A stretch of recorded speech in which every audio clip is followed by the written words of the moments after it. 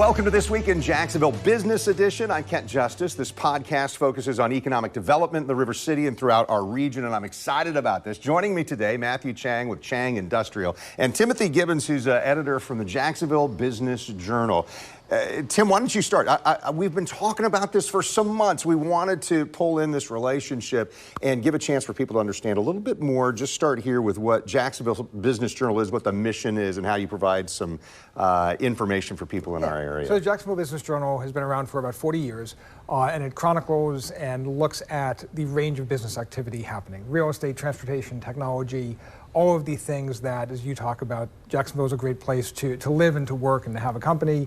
We try to find out and let our readers know what's happening, why it matters to them, and what they can do with the news that's happening in the local economy. Yeah, it's a great publication, something that I'm looking at online. I get a weekly edition as well, but weekly obviously... edition, two emails a day, you should sign up for everything. Exactly, you get a lot of great information.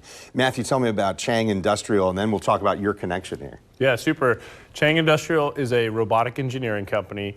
We design workforce systems that help companies with their workforces, and we solve a lot of the challenges using technology centered around robotics. Yeah, so you've heard from, here on our podcast, you've heard from Matthew already, but what we're talking about today is specific to the Jacksonville Venture Competition. Jacksonville Business Journal, JBJ, now is presenting this, and this development really, Matthew, why don't you dive in? Why don't you explain what it is and why this connects for people who are trying to start businesses? Absolutely.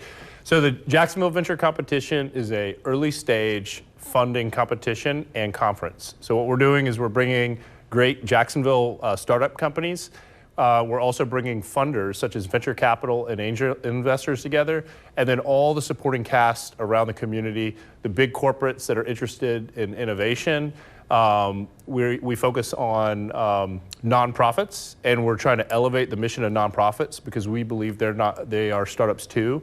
And then we also have a big emphasis on empowerment of women and diversity. So by putting those together and giving them a platform, we create kind of a catalyst, and we get everyone in a room, bumping elbows, and then just ideas spin out of there. One of the things I love about doing this podcast is I learn a whole bunch. And so you guys are telling me, and Timothy, maybe you dive into this, but there's been a void or a vacuum for great business ideas, startup businesses here in Jacksonville, but the funding mechanism wasn't there. Right, and Matt can talk about the actual dollars and cents of this, but I've covered technology stuff in Jacksonville for going on 15 years, and you would hear stories throughout the years of the local entrepreneur flying to Boston for a venture capital conference, sitting on a plane next to a guy from Ponte Vedra, flying to the same conference. Guy A had a company, guy B was a funder, and they had to go to Boston to connect. And the idea of bringing that here, of actually having the good local ideas that we have get funded here locally, starts growing an entire ecosystem. There's also a sense that Jacksonville hasn't had a coming together of this community. You look at a place like Silicon Valley, one of the things that makes it special is all of these people can mix, that you can run into people, you can connect with people. Jacksonville has really creative entrepreneurs, really creative tech people who are siloed. So the idea of what can we do, a couple years ago the JBJ launched its Inno vertical, which was a way of covering more innovation, trying to help these companies and the people around them connect with each other. So a decade ago, Jacksonville had this One Spark Festival. It was a few days, right? So a kind of a similar idea, but this sounds like this is a much higher level, what's going on with the venture competition, right? Yeah, One Spark was great. It became international. It was also sponsored by the Jaguars, and the Jacksonville Venture Competition is also sponsored by the Jaguars. But in talking with the Jags and organizing this event, one of the things they said is we like it. It's a lot less logistics. It's more contained, and the results are very measurable. So what we know about the Jacksonville Venture Competition, we're going to offer world-class thought leadership at our conference, and then many companies will get exposure for their startups, and one company will get transformational funding.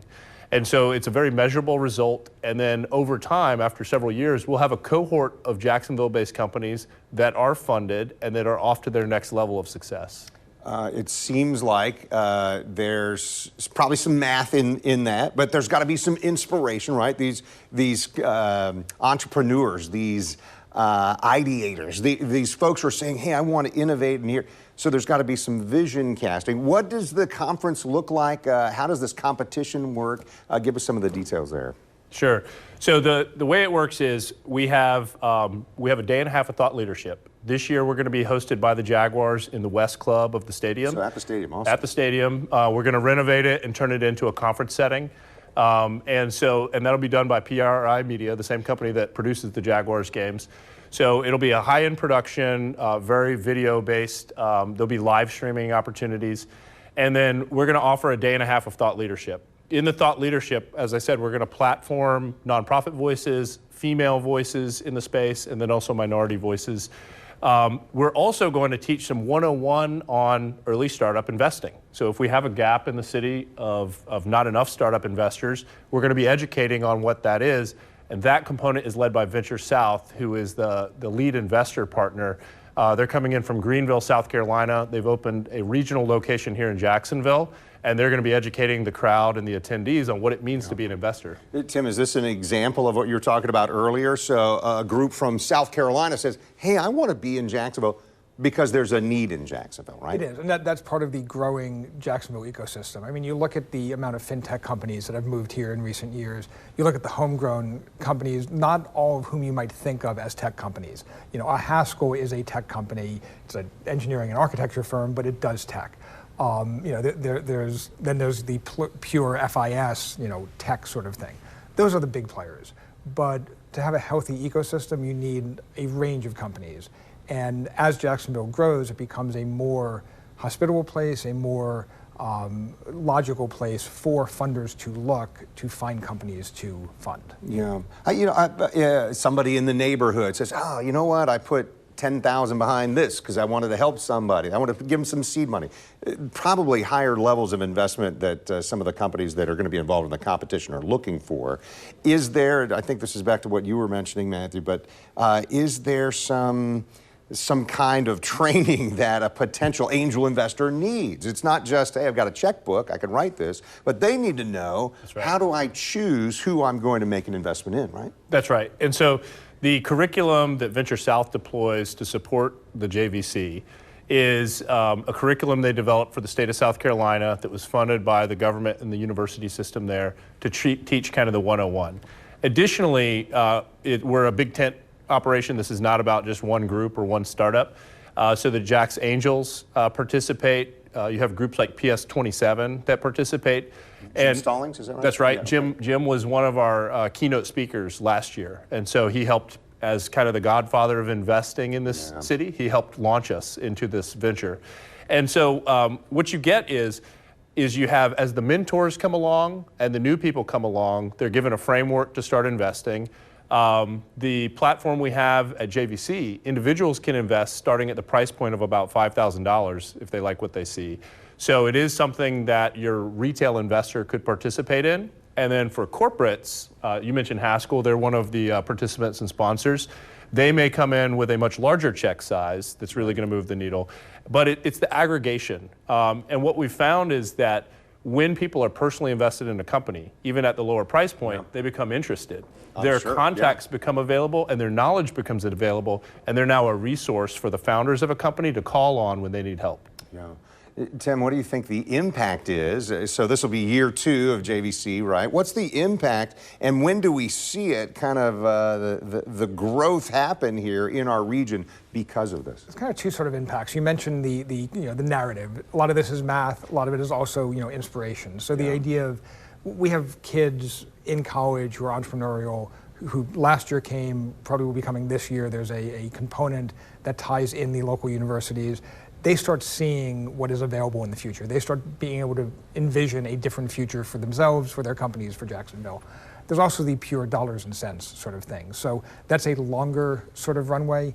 You have companies that get invested in, those investments mature.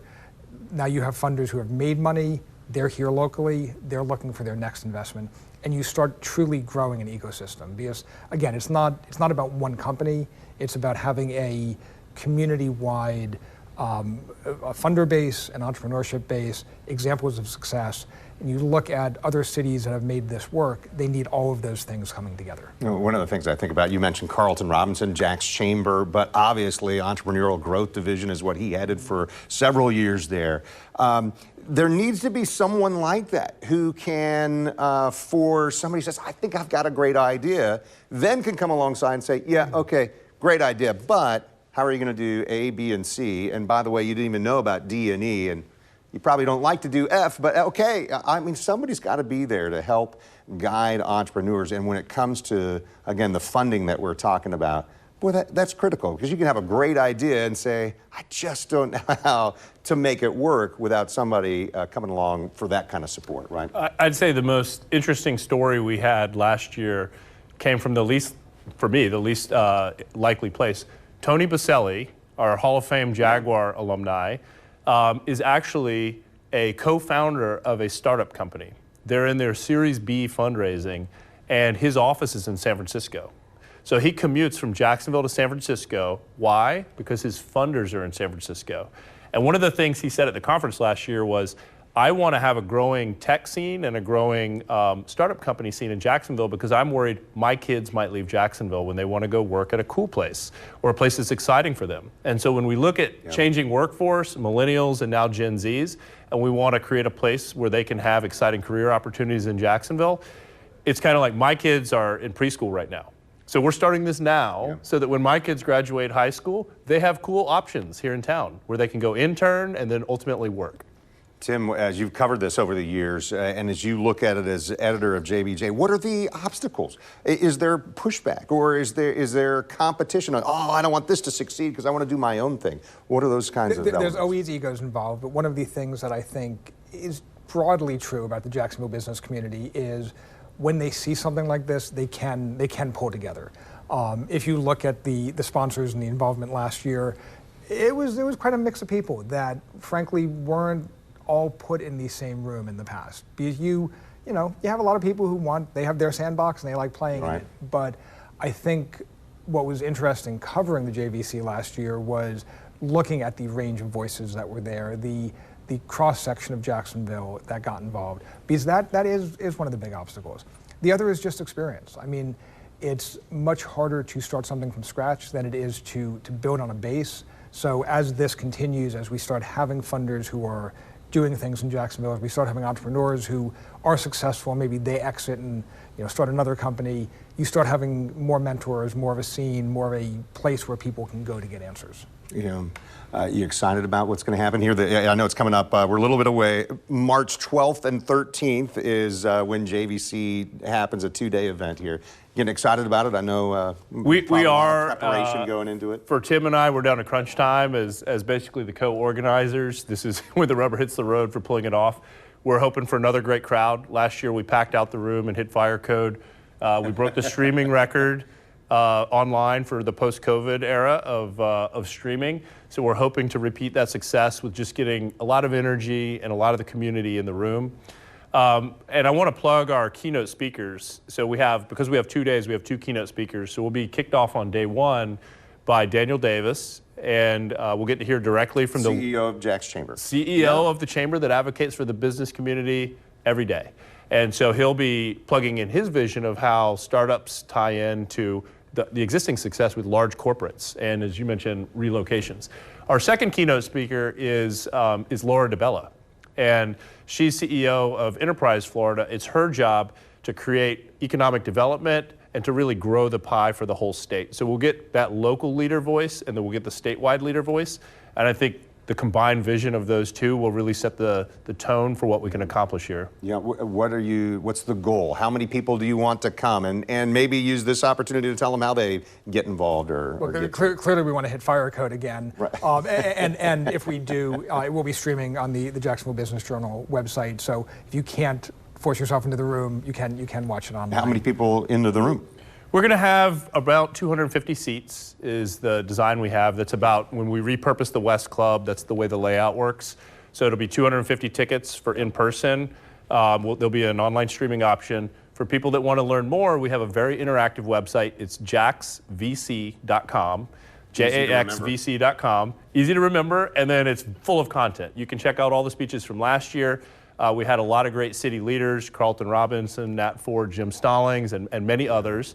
And so we're going to repeat the same this year. I'm definitely interested. I hope you are too. And if you've been listening, you want more information, clearly Jacksonville Business Journal is a place that hits on this topic. And we love that you were listening today. Thank you so much, Timothy Gibbons, Matthew Chang. Appreciate it. We're always working to bring you more interviews like this focused on economic growth in our region. You're going to find more episodes right now on News4Jax Plus. Thanks for joining us for This Week in Jacksonville Business Edition.